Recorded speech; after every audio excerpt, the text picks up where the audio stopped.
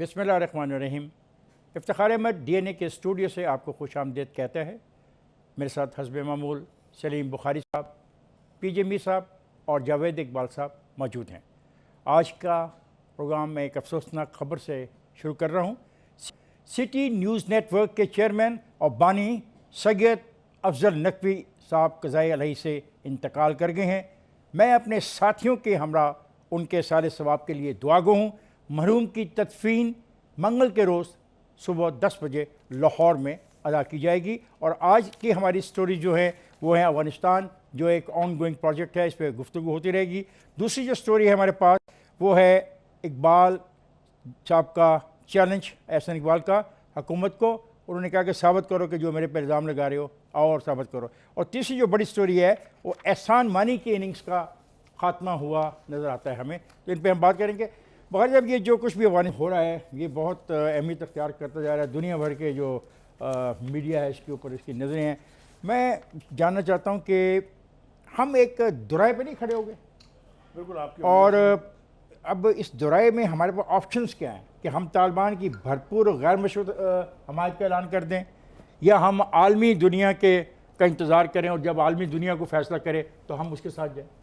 मेरे ख्याल से आपने सम अप कर दिया बहुत अच्छे तरीके से। ये तासुर जो था कि अफ़गानिस्तान पर तालिबान के कब्ज़े के बाद शायद कहानी ख़त्म हो गई है।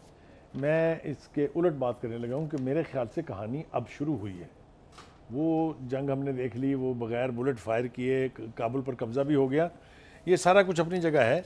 लेकिन दो तीन पहलू इसके जो हैं वो बड़े ख़तरनाक हैं। एक तो ये है कि ट्रंप और टोनी ब्लेयर जैसे जो वर्ल्ड लीडर हैं उन्होंने अमेरिका की इन हालात में इनखला की जो कार्रवाई या इकदाम है उसकी बहुत शदीद अल्फाज में मज़म्मत की है और इसको एक अहमकाना इकदाम करार दिया है। दूसरी तरफ हम देखते हैं कि जो कल के मुखालफिन थे, मिसाल के तौर पे अहमद वली मसूद जो है, जो अहमद शाह मसूद के बेटे हैं, उन्होंने पहले ऐलान जंग कर दिया था और अपनी फ़ौज की कुव्वत भी दिखाने की कोशिश की थी वीडियो की सूरत में।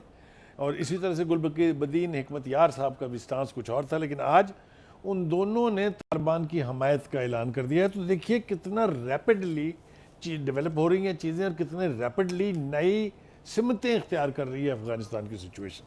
जैसा खान साहब ने कहा कि जो हम एक दौराहे पर खड़े हुए हैं, बिल्कुल ठीक है। हमने तालिबान की पहली हुकूमत में थोड़ा सा जल्दबाजी का मुजाहरा किया था जिसकी हमें फिर सज़ा भुगतनी पड़ी बहुत तवील अरसे तक।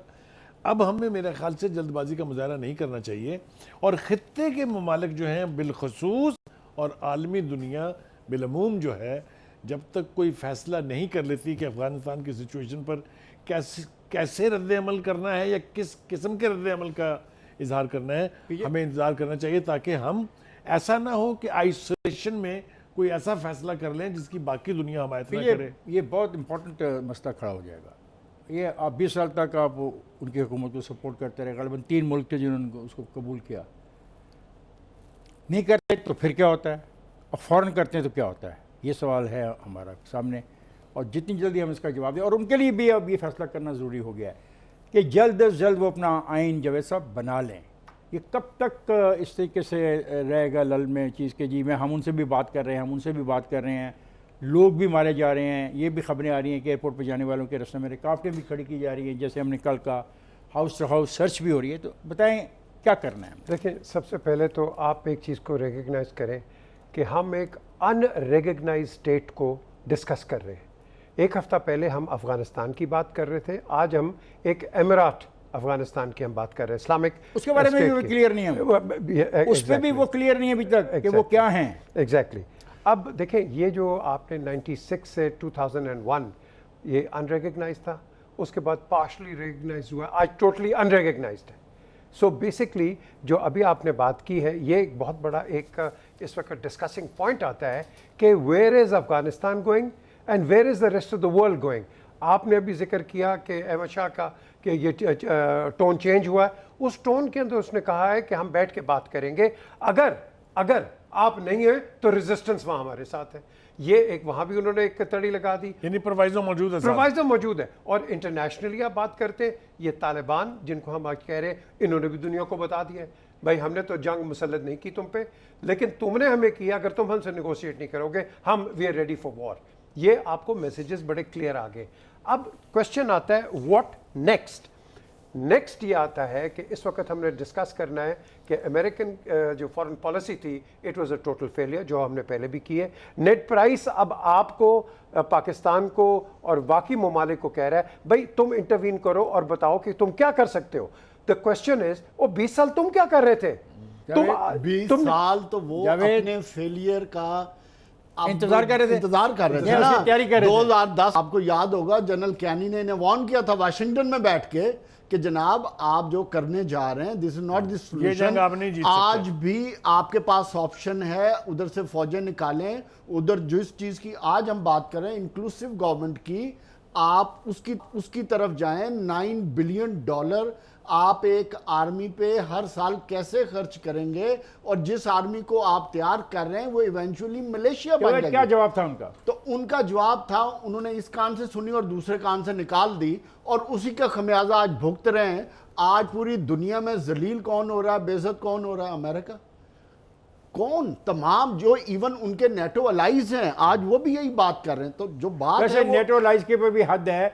जिस वक्त इन्होंने एक झूठ सुना के इराक पर हमला किया, मैं हैरान हूं नेटो ममालिक पे कि उनकी इंटेलिजेंस एजेंसियों को वो वेपन ऑफ मास डिस्ट्रक्शन, वो एक सेकंड, वो वेपन ऑफ मास डिस्ट्रक्शन जिसके ऊपर ये ड्रामा किया गया और लाखों इंसानों को तबाह किया, उसमें भी नेटो जब ऑब्जेक्टिव कुछ और होंगे। ऑब्जेक्टिव जब आप अपने इखलाकियात और इंसानियत से निकाल के अपने सेल्फ मोटिवेटेड और अपने इंटरेस्ट के लिए काम करेंगे तो नताइज ऐसे ही आएंगे। अब देखें ना, अफगानिस्तान की अब हम बात कर लें कि इस वक्त मैं ये समझता हूँ कि तालिबान बिल्कुल ठीक तरीके से हुकूमत बनाने की तरफ जा रहे हैं। जिस तरह बुखारी साहब ने 2 नाम दिए, इस तरह मैं 2 नाम और देता हूँ कि जिनमें जनाब फजल हादी साहब जो उनके सेनेट के चेयरमैन थे वो भी आज मिल गए। फिर नंगरहार में या कंधार के हैं उनके एक गवर्नर हैं दोनों, जो उधर के गवर्नर हैं जिनको बुलडोजर का नाम दिया गया था, आज वो भी ज्वाइन कर गए। सो कहने का मकसद है कि तालिबान ठीक जा रहे हैं। तालिबान की पूरी कोशिश है कि इंक्लूसिव गवर्नमेंट बनाई जाए जो दुनिया की डिमांड है। नहीं जी, ये गलत है। नहीं, हो ही ऐसा रहा है, और यही पाकिस्तान की डिमांड है। और पाकिस्तान बिल्कुल अपने कार्ड्स ठीक प्ले कर रहा है टाइम के मुताबिक। जिस तरह Pakistan have all the stake. आप स्ट्रेटेजिकली इंपॉर्टेंट प्लेस पे बैठे हैं। एक तरफ आपके इंडिया दुश्मन है, दूसरी तरफ आपकी तरफ अफगानिस्तान है। नहीं, आप इन आइसोलेशन कुछ भी नहीं कर सकते। आपने अपने साथ ग्रुप बना लिया है ना, क्या? चाइना के साथ, रशिया के साथ, ईरान के साथ, तो कोई टर्की के साथ, इन सबको ऑन बोर्ड लेके चल रहे हैं आप। देखो जावेद, ये बिल्कुल आप सही कह रहे होगे, आपके इल्म में होगा, हमारे इल्म में कम से कम ये नहीं कि ये चारों ममालिक ने किसी जगह पे बैठ के, इन ममालिक की एक ही डिमांड थी कि अफगानिस्तान का फैसला जो है अफगान अवाम को करना चाहिए, और अफगान अवाम जो फैसला करेंगे तो वो रीजनल फोर्स तो वो कर रहे हैं ना, उसी की तरफ तो आ रहा हूं। इससे ज्यादा खौफनाक बात क्या हो सकती है? सबसे खौफनाक बात जिससे हमें डरना भी चाहिए और हमने माजी में भुगता भी है, वो ये है कि क्या अफगानिस्तान का अंदरूनी खलफशार जो है उसका कोई स्पिल ओवर इफेक्ट पाकिस्तान पर आएगा या नहीं आएगा? That is the most and foremost. ठीक बात है आपकी। अच्छा, हो क्या रहा है? वी हैव स्टार्टेड फीलिंग कि ये आएगा। चाइना के जो इंजीनियर्स थे और सिविलियन के ऊपर जो खुदकुश हमला हुआ दासू है, और ग्वादर ये क्या है? दासू में जो कुछ हुआ है वो क्या है? ये उसके हम इसी चीज़ों से तो डर रहे थे ना कि जब उस तरफ तब्दीली आएगी तो उसका इम्पैक्ट इस तरफ ना आए। मेरे ख्याल से that is the moot point. Therefore Pakistan has to take very situation को जावेद पीजे कुछ कह रहा था। सर देखें, इस वक्त आपने जो बात की है, ये दासू की बात की, आपके ये इंसर्जेंसी चलेगी, ये हिंदुस्तान करवाएगा। अब अमेरिका हिंदुस्तान को ज्यादा इस्तेमाल करेगा in a proxy war against Pakistan. PJ 2011 से लेकर जवाब दे लूं। नहीं जावेद, एक सेकंड, मुझे ये जो बात पीजे ने कही इसको आगे ले जाना है। ये पीजे जो बात आप कह रहे हो ना, दासू वाला वाकया और ग्वादर वाला वाकया, हुकूमत ने गालिबन इसको आला सतह का जो भी इस वक्त वहाँ पे अवेलेबल है लीडरशिप अफगानिस्तान में, उसके साथ शेयर किया है। और मेरी इत्तलात के मुताबिक कोई 3 रुकनी कमेटी बनाई गई है वहाँ पे कि वो इस बात का जायज़ा ले। तो मैं ब्रेक पे जा रहा हूँ, जब ब्रेक से वापस आऊँगा तो इसके बाकी हिस्से पर हम गुफ्तगू करेंगे। ख़वातीन साहब, हम जा रहे हैं ब्रेक पे, जाएगा नहीं, हमारे साथ रहिएगा।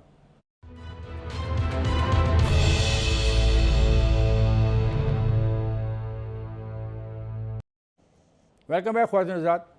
मैं बुनियादी तौर पर समझता हूँ कि हमें किसी की भी प्रॉक्सी वार में शरीक नहीं होना। एक तरफ हिकमत यार भारत को मुस्बत किरदार अदा करने को कह रहा है और एक तरफ हिकमत यार हमारी तारीफ़ कर रहा है, तो ये फैसला करना पड़ेगा ना कौन कहाँ खड़ा है। और ये पानशेर की बात की जा रही है, पानशेर का मामला एक आप समझ सकते हैं एक्सप्लॉयटेशन भी तो हो सकता है ना, जैसा कि दोस्तों ने कहा कि वो तो बात करने को तैयार हैं, तो अगर वो बात करने को तैयार हैं तो जो हमें गालियां देता था आदमी उसका मुस्तकबिल फिर क्या होगा। जब मामला इतने आसान नहीं है जितने हम समझ रहे हैं। बिल्कुल, जब आप एक वॉन्ड ज़दा इलाके में पॉलिटिक्स लाने की कोशिश करेंगे जहां पूरी दुनिया के मफादात एक ही पट्टी पर आ जाएंगे, तो वहाँ सिचुएशन कॉम्प्लिकेटेड होगी। इससे हमें नहीं भूल जाना चाहिए। हमें देखने की चीज़ क्या है कि तालिबान क्या कर रहे हैं और हम क्या कर रहे हैं। क्यों कि हमने इवेंचुअली अपने इंटरेस्ट को वॉच करना है, हमने अपने मुल्क को देखना है। हिकमत यार ने जो बात की है, उन्होंने जो, मैं इस बात को ठीक नहीं समझता। इससे ये तयन नहीं होता कि वो एंटी पाकिस्तान है। तयन नहीं कर रहा, देखें मैं तयन की बात नहीं बात ये कि अगर वो उनको नसीहत कर रहे हैं, लेकिन वो एक ऐसा दुश्मन है जिसने नसीहत पे भी अमल नहीं करना। मैं जजमेंट नहीं दे रहा, मैं जजमेंट नहीं दे रहा और मैं कभी भी जजमेंट नहीं देता। सवाल है कि हिकमत यार ने जो कहा वो आपके लिए में आ गया ना। जी एक बिल्कुल। तरफ हिकमत यार हमारे भी साथ बात कर रहा है, उनके साथ यानी कौन लेके आ रहा है हिंदुस्तान को इस सारे मसले में घसीट के कि वो अपना रोल प्ले करे। पहली बात यह है कि हिंदुस्तान का ना माजी में रोल था, सेल्फ डिफाइंड रोल था। तो हिकमत को सोचना चाहिए ना, ये उस सेल्फ डिफाइंड रोल में जब उसको सेटबैक हुआ तो अब कॉर्नर पे बैठ के मुंह छुपा के बैठा हुआ। तो हिकमत यार जैसे लोगों को सोचना चाहिए बिल्कुल सोचना चाहिए। हिकमत यार साहब को सोचना चाहिए कि इंडिया जैसे मुल्क को इनवाइट करना जिसका अफगानिस्तान से दूर तक कोई ताल्लुक नहीं है, लेकिन अगर इसके ताल्लुक को कोई बनाएगा तो वो अमेरिका बनाएगा। क्यों कि बात वही फिर घूम फिर के उधर ही आएगी कि रीजन के अंदर अमेरिका क्या चाहता है, इंडिया क्या चाहता है और बाकी ममालिक इससे पहले इसका तयन तभी होगा। पाकिस्तान में आते हैं। पाकिस्तान की एक सियासी जमात है, जमात इस्लामी, उसने कहा कि तस्लीम कर लें तालिबान की हुकूमत को। देखें, इसको आप लिंक करें, गुलबुद्दीन हिकमत यार क्या कह रहा है। वो कह रहा है कि हम गवर्नमेंट बनाएंगे या अफ़गानिस्तान को या एमिरेट्स को हम स्टेबलाइज करेंगे जब सारी फोर्सेस चली जाएंगी। फोर्सेस तो है ही नहीं है वहाँ, ये तो ईवैक फोर्सेस हैं। They are not the combat forces, they are evac. वो वहाँ आई हैं एवैक्यूएशन के लिए, वो किसी कन्फ्रंटेशन के लिए। एक मैं समझता हूँ ये डबल गेम है। इनको सबको ईवैक को भी निकाल के I predict a civil war in Afghanistan. Note कर लें आज का प्रोग्राम, आई प्रिडिक्ट दैट। क्यों? वो अभी तक कहीं बैठे नहीं हैं। आप अफगानिस्तान स्टेबल की बात कर रहे हैं, वो अगलों ने विदाउट एनी कंसेंट और एनीथिंग डेमोक्रेसी या शरिया की बात कर रहे हो। आपने तो अफगानिस्तान का नाम चेंज कर दिया। किसकी अथॉरिटी से नाम चेंज किया? पीछे आप जो बात कर रहे हैं मैं इसको थोड़ा सा आगे अगर इजाज़त दें आप बढ़ा दूंगा। मुझे तो बहुत ख़तरात लग रहे हैं। देखिए, खुद ये अमेरिकन इंटेलिजेंस ने कहा है कि ये बहुत स्ट्रॉन्ग पॉसिबिलिटी है कि दाइश अटैक करे काबुल एयरपोर्ट पर जो लोग बाहर खड़े हुए हैं। दैट मीन्स कि वो रिकग्नाइज कर रहे हैं कि दाइश का वजूद वहाँ मौजूद है। दूसरी तरफ जिस गुलबुद्दीन हिकमत यार के बयान की आपने बात की, मुझे सख्त एतराज़ इस पर है कि अफगानिस्तान में भारत का स्टेक कौन सा है जिसकी वजह से वो उसको इन्वाइट कर रहे हैं कि आप आके पॉजिटिव रोल पे लेकर।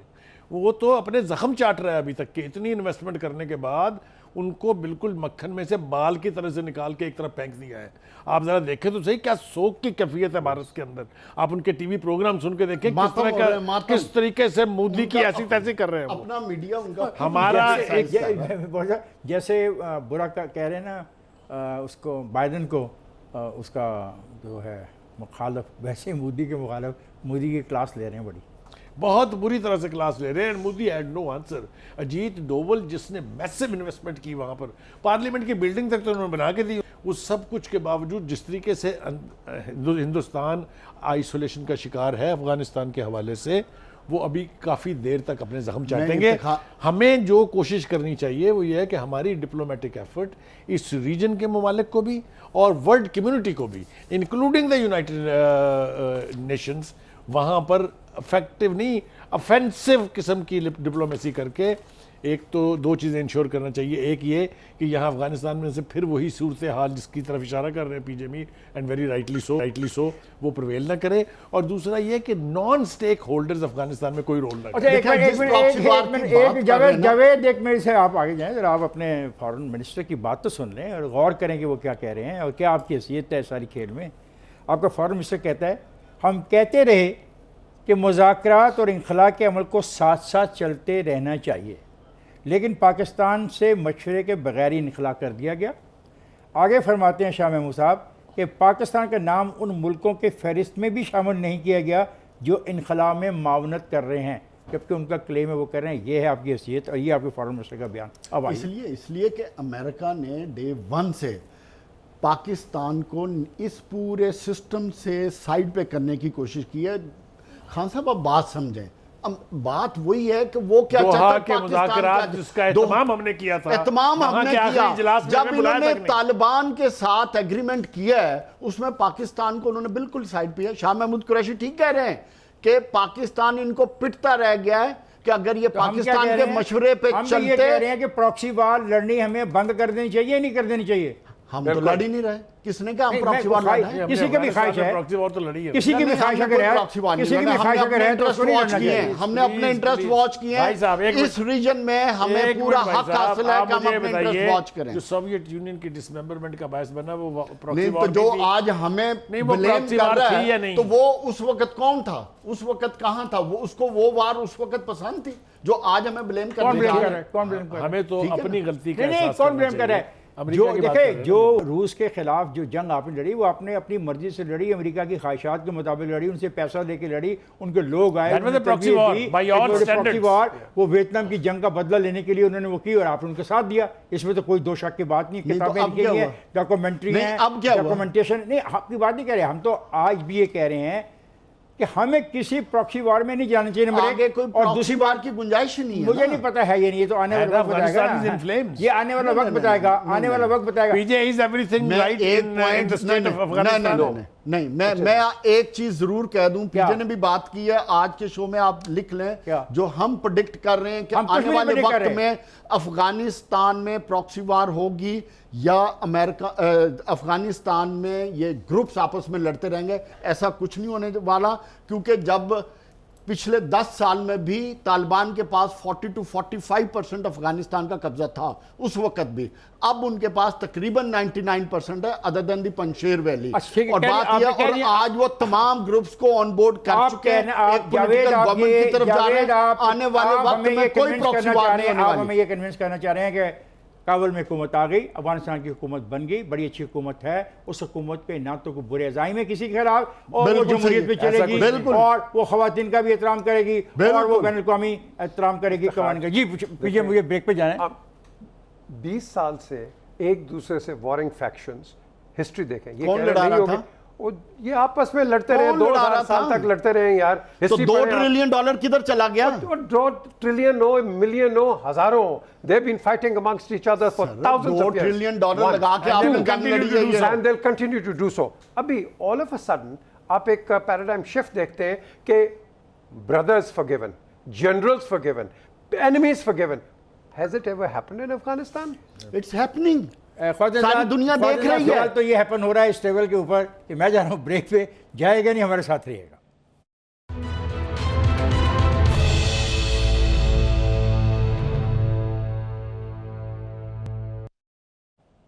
वेलकम बैक ख्वातीन हज़रात।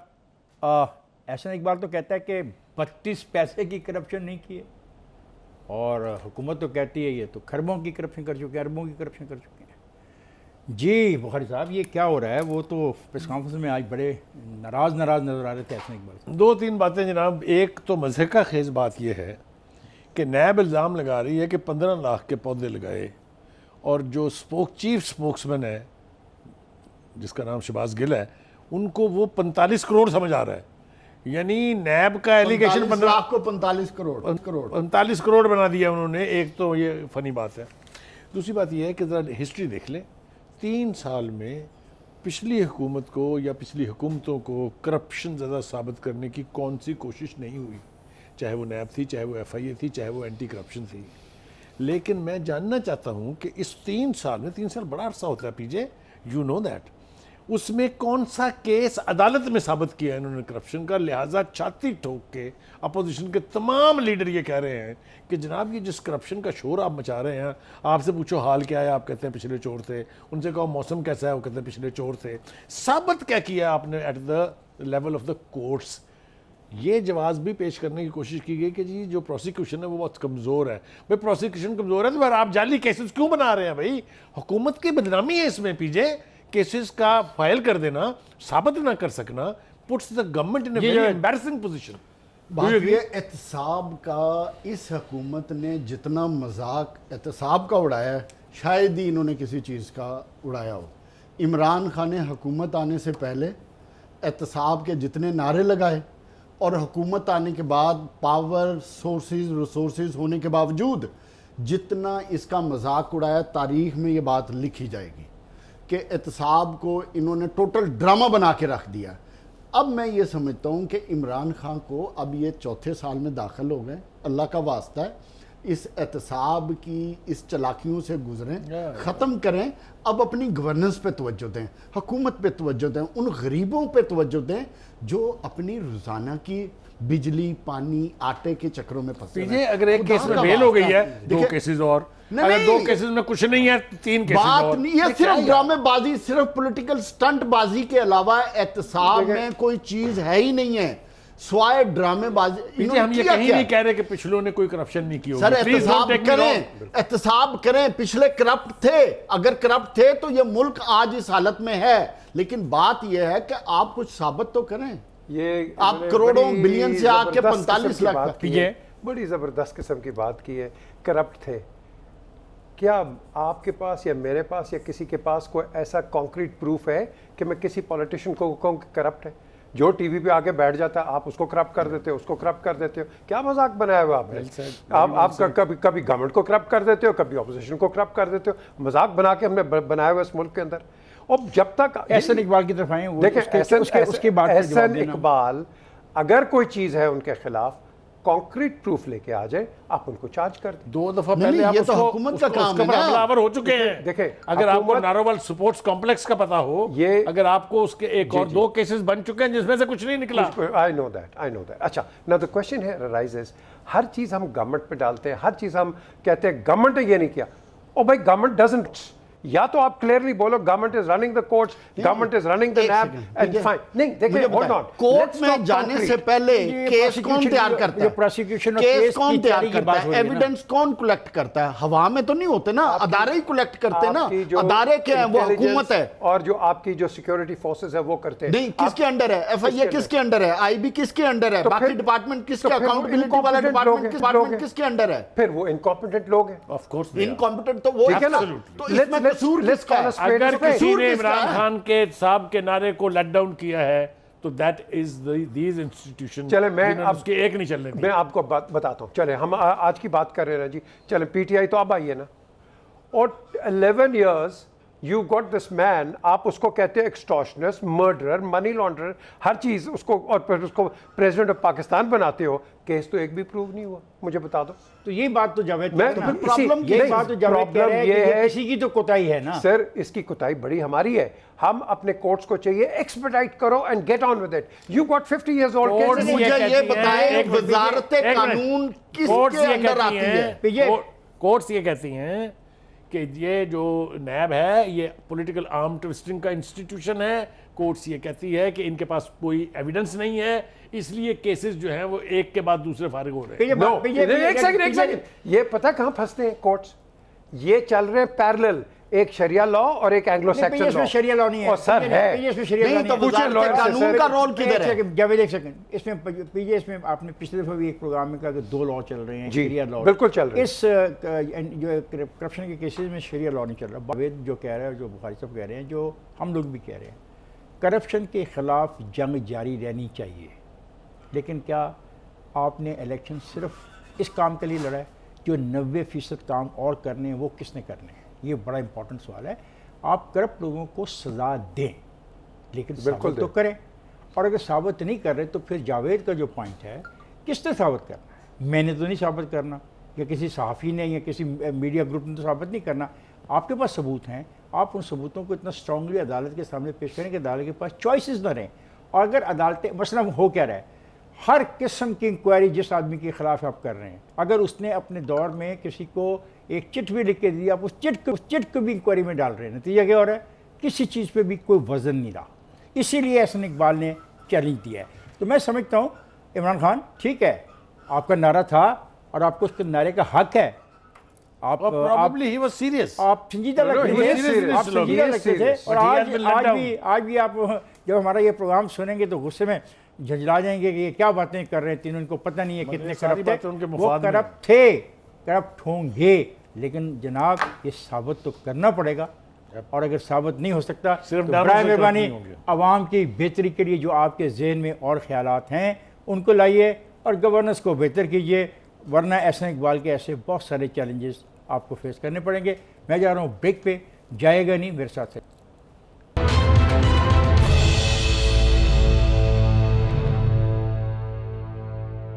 वेलकम बैक ख्वातीन हज़रात। पाकिस्तान में क्रिकेट हर गली हर महल्ले में खेली जाती है और हर आदमी अपने आप को बॉलर जो इमरान खान समझता है अपने आप को, और बैट्समैन जो ज़हीर समझता है। आप जाएँ गली गली महल्ले में, शायद अब नाम बदल गए हो, ये हमारे ज़माने के नाम हैं, हम तो चूँकि बूढ़े हो गए हैं और ये ज़हीर और इमरान खान भी बूढ़े हो चुके हैं, अब नए नाम आ गए होंगे। अब मसला ये है कि एहसान मानी साहब मालिक थे पूरी की पूरी क्रिकेट की सेटअप के, यहाँ पे कैसे चलेगी, कौन टीम लाएगा, टीमें कैसे सेलेक्ट होंगी, सिस्टम कैसे बनाया जाएगा। गालिबन उनसे कुछ नाराज़गियाँ हैं और नाराज़गियों की बुनियाद उनकी परफॉर्मेंस भी है। बुखारी साहब हमारे साथ एक, आप भी क्रिकेट में शौक़ रखते हैं, पीजे क्रिकेट में क्रिकेटर हिमसेल्फ। मेरे साथ जो उसका बैठे हैं कंट्रोल रूम में, उनमें से एक लड़का क्रिकेट के बारे में बहुत बेहतर बातें करता है। ये जो एहसान मानी जा रहा है और एक नाम आ गया है कि उसको गालिबन इमरान खान साहब पसंद करते हैं, रमीज़ उसको राजा साहब। देंगे, क्या होने वाला है? देखिए, दो तीन बातें इस हवाले से मैं करना चाहूँगा। एक तो ये कि एहसान मानी का क्रिकेट का बोर्ड का चेयरमैन बनाना खुद इमरान खान के नारे की नफ़ी थी कि दोस्तों को और अकरबा को नहीं नवाजना चाहिए। इसके बावजूद सारी दुनिया जानती है कि एहसान मानी इमरान खान के दोस्त हैं और क्रिकेट से उनका उस तरह का कोई वास्ता नहीं है जिस तरह का एक बंदा हमारे साथ बैठा हुआ है, जिसने क्रिकेट खेली हुई भी है, जिसने क्रिकेट दुनिया में देखी हुई भी है, जिसने क्रिकेट को बहुत क्लोजली मॉनिटर किया है।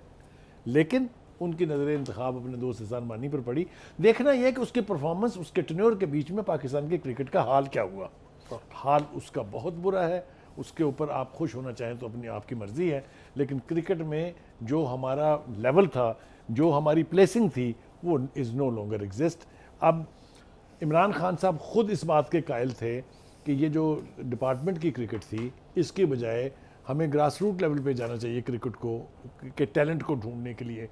मानी साहब ने ना उस पर अमल किया, ना इस डिपार्टमेंट वाले मामले पर अमल किया। क्रिकेट एक यतीम की तरह से इस वक्त मुख्तलिफ हाथों में खेल रही है। पीजे, लेट मी से दिस कि प्राइम मिनिस्टर हो इमरान खान, क्रिकेट में इतना बड़ा वो नाम हो और क्रिकेट का ये हाल हो, इसका किसी ना किसी को जवाब देना। जावेद, ये हमारी चार्जशीट है, ये है एक चार्जशीट। अब इस चार्जशीट का जवाब इमरान खान को देना तो होगा या नहीं देना होगा? बिल्कुल, बात यह है कि पाकिस्तान क्रिकेट बोर्ड ना, इफ्तिकार साहब, $1 बिलियन चिप कंपनी है, $1 बिलियन की कंपनी है, इसके पास इतना पैसा है। और मैं ये समझता हूँ कि इमरान खान साहब अपनी फेवरेटिज्म से निकलकर एक थोड़ी सी एफर्ट कर लें, प्रोफेशनलिज्म लाएं, थोड़ा सा प्रोफेशनलिज्म की तरफ आएँ, और जो भी 2-3 नाम वो समझते हैं अच्छे या बुरे, ठीक है, जो भी नाम है वो फ्लोट करें ताकि उसको पूरा पाकिस्तान देखे। Because it is a Pakistan cricket, it is not Imran Khan की क्रिकेट नहीं है। पाकिस्तानी कौम क्रिकेट के बारे में बिल्कुल मैड है, बहुत ठीक है, बहुत sensitive है, बहुत सेंसिटिव है, emotionally तो attached है। इसलिए सबसे पहले इमरान खान को देखना चाहिए कि जिन बंदों के वो नाम फ्लोट कर रहे हैं, आया उनमें क्रिकेटिंग स्किल है। फिर एक नाम जो आ रहा है वो तो रमीज राजा की बात कर रहे हैं ना, एडमिनिस्ट्रेटिव स्किल है, कमर्शियल स्किल है, क्या वो डोमेस्टिक क्रिकेट को समझता है, लॉन्ग टर्म क्या उसके ऑब्जेक्टिव में क्या है। ऐसे नहीं होता कि आप एक अपने फेवरेट बंदे का नाम फ्लोट कर दें और बाकियों को कहें ये ही इज द ऑल वन। नो, आपको 3-4 नाम आने चाहिए जिसको पूरा पाकिस्तान एग्जामिन करे। जो नया फैसला करना है, इसमें बोर्ड ने फैसला करना है या चेयरमैन जो इमरान खान है उन्होंने फैसला करना है? किसने फैसला करना? ये पेट्रन जो होते हैं वो करते हैं, और यूजुअली जो पेट्रन हमेशा रहा है वो प्रेसिडेंट ऑफ पाकिस्तान रहा है। ये अंडर नवाज शरीफ हम प्राइम मिनिस्टर को ले आए, लेकिन आपकी जो एक ऑब्जर्वेशन है, number one, Ehsan Mani is not Imran Khan's friend, one. किसकी चॉइस है? देखें, उन्होंने लगा दिया बिकॉज आप एक मिनट सुन लें। एहसान मानी हमारे रिप्रेजेंटेटिव रहे test and county cricket board में जब वो TCCB होता था। उसके बाद he worked honorary, he didn't take any money. उसके बाद he became president of ICC on our recommendation, और जो बोर्ड्स है ICC के उनको बनाया। उसके बाद इमरान इनकी इंटरेक्शन कोई जरूर लैंडमार्क अचीवमेंट है उनकी? आई बी ऑनेस्ट। मेरा ख्याल है कि हम आगे बात करें, मानी is gone, he is past. नहीं, बात सुने, देखें, जब जाते हैं ना आप रिपरकशंस को देखते हो।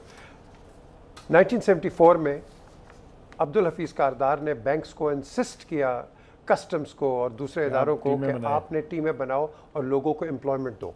हमारे पास वो सिस्टम नहीं था। हमारे जितने भी आप टॉप लोग देखते हैं इंटरनेशनल्स, ये PIA के थ्रू बने, एंड माशाल्लाह दे हैव डन वेल। आज वो लोग ऊबर और गार्ड्स हैं। एक है इंटीरियर मिनिस्ट्री के सामने गार्ड बन के एक्स क्रिकेटर खड़ा हुआ है।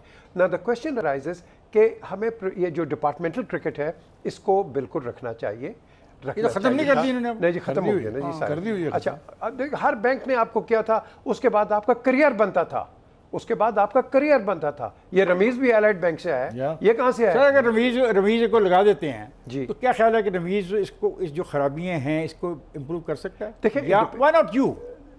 देखिए, व्हाई नॉट यू? मैंने बोर्ड में अनऑफिशियल तौर पे काम किया है with doctor Naseem Ashraf, and I thought we did a wonderful job. Now the question arises कि इस वक्त ये जो हम बात करते हैं, देखिए जितनी क्रिकेट मैंने खेली है ना, अगर मुझे कोई बताता है ना सर CEO जो है, क्रिकेट के मुतालिक, सर वो CEO जो है, वहाँ पे एक CEO है, वो कहता है कि मैं लेके आया हूँ साउथ अफ्रीका को, मैंने ये कर दिया, मैंने वो कर दिया। क्वेश्चन का जवाब इफ्तिखार साहब है favouritism. Why not he? Because favouritism, जब फेवरेटिज्म होगा वहाँ वन मैन शो होगा, वन मैन डिसीजन होगा, एक ही बंदे की सिलेक्शन होगी। बुखारी साहब और समझाइए कि अगर ये चला जाता है मानी, तो क्या रमीज राजा जो मानी की टीम है उस वहाँ पे मौजूद, उसके साथ काम करेगा या वो अपनी नई टीम लेके आएगा? और मैं कहता हूँ कि अगर क्राइटेरिया क्रिकेट का है खेलने का, तो हमारे साथ हमारा दोस्त बैठा है, व्हाई नॉट ही? पर्शियन की एक मिसाल है फारसी की कि सुल्तान नौमूज हमारे नौसाख्त, कि जब नया बादशाह आता है तो अपना महल खुद वो अपनी टीम हमेशा लेके आता है। लिहाजा वो जो भी आएगा वो अपनी एडमिनिस्ट्रेशन के लोग की इसके स्लॉट पर बिकॉज उसको अपनी टीम से डिफरेंस चाहिए। चले, व्हाई, मेरा एक सवाल, ओके, आप क्यों नहीं और रमीज क्यों? चलो, it's a direct question PJ, you have to be honest in your answer.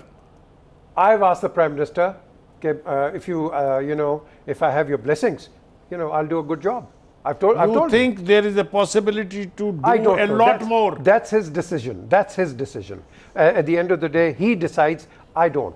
So the question is, I've offered my services, and he does it. Great. And at the end of the day, देखें बात सुने, अब मुझे कोई बताएगा cricket के मुतालिक history, तो मैं समझूंगा that is why we have taken your name, that you know what cricket is. Sir देखें, बात यहाँ इमरान और रमीज की दोस्ती में 92 की वजह से ज़्यादा पक्की हुई है। उससे देखें, बात सुने, नहीं ये पहले भी जिमखाना में खेलता था, दोनों इकट्ठे खेलते थे। देखें, बात यहाँ आती है, हमने देखना है जो भी आए कि कैन ही हैंडल इट। जो मैंने बात की, देखो, मुझे शहबाज शरीफ ने कहा, if he is watching this, ask him, he says will you be able to do it? I said of course I will be able to do it, I have been doing it. And the question arises, आप किसी को try तो करो भाई। मैंने तो देखनी है क्रिकेट ग्रास रूट लेवल से, मैंने देखना है वो गरीब लड़का जिसके पास खाने को नहीं है, पीने को नहीं है, मैं उसका करियर कैसे ऊपर लेके जाऊंगा। मैंने देखना है मैं ईमानदार स्काउट्स का आऊंगा। मैंने देखना है कि ये जो प्रोविंशियल क्रिकेट के अंदर ये जो आपकी एसोसिएशंस है, इसके अंदर वो सिलेक्टर्स को पैसे देते हैं और उसके बाद उनको ग्रेट क्रिकेट खिला के वर्क परमिट्स दिलवाते हैं। बुखारी साहब, I have to eradicate all of this. I think हमने छेड़ दिया है PJ मीर को, and PJ Mir is coming out with the real ills in Pakistan's cricket. Pakistan के क्रिकेट में से अगर आप ये फेवरेटिज्म का जो लफ्ज़ आपने इस्तेमाल किया और जो ये कह रहे हैं कि किसी ऐसे को लगाओ जिसको क्रिकेट की समझ हो, ये दो काम अगर हो जाएं तो पाकिस्तान की क्रिकेट अपने पुराने लैंडमार्क होगी। लेकिन ये बाकी बातें हैं कि भी गांव में जाओ, स्कूलों में जाओ, कॉलेजों में जाओ, रमीज का रोल बड़ा अच्छा रहा है इंटरनेशनली, उसका रोल एक बड़ा अच्छा है, पॉजिटिव है, आप उसको नेगेटिव मत लें। उसके कॉन्टेक्स्ट से बाहर करंट वो कॉन्टेक्स्ट बात की बात नहीं कह रहे, हम तो पाकिस्तान में कह रहे हैं ना। हाँ जी, पाकिस्तान के अंदर then you must understand गाँव what में, local देहातों cricket में, is. स्कूलों में, कॉलेजों में जो इंस्टीट्यूशन हैं, जो पैसा कमाते हैं, पैसा देते हैं, उनकी क्लब्स, उनको इम्प्रूव करके वहाँ से टैलेंट आओ, सिफारिश को खत्म, जब यानी तक- सिफारिश के खिलाफ That's the जो one. सबसे बड़ा आदमी है इमरान खान, उसको ये समझाने की मुझे ज़रूरत तो नहीं है। मुझे कहेगा यार ये क्या बेवकूफ़ बातें कर रहा है, एक इसको क्या बात पता मैं क्रिकेट ऐड क्या करना चीज़ है। लेकिन क्रिकेट हकीकत में वहीं से आएगी, गली से, मोहल्ले से, स्कूल से, कॉलेज से, यूनिवर्सिटी से, क्लब से। जी जावेद। बड़े फैसले जब तक इफ्तिखार साहब इंस्टीट्यूशनलाइज नहीं होंगे, किसी सिस्टम के तहत नहीं होंगे, किसी प्रॉपर स्क्रूटनी के तहत नहीं होंगे, उन बंदों की, जिन बंदों को आप अपॉइंट करना चाह रहे हैं, उनकी खूबियाँ खामियाँ आप बगैर देखे उनको पूरा क्रिस्टल क्लियर करके एनालाइज करके नहीं लगाएंगे तो फिर आपके महकमों का यही हाल होगा जो माजी में होता रहा। और पीसीबी किसके पास जाती है, किसको जिम्मेदारी इमरान खान साहब सौंपते हैं, वो बेहतर जानते हैं। हम तो आज इस मामले में अपने ख्यालात का इजहार कर सकते थे और बिल्कुल एक चीज़ का कंसेंसस इस टेबल के ऊपर, क्रिकेट को वापस आवाम में ले जाओ और आवाम से टीम लेके आओ। ये है असल मकसद और असल बात। मुझे और मेरे साथियों को इजाज़त दीजिए। अब आपसे मुलाकात होगी अगले हफ्ते, तब तक के लिए खुदा हाफिज़।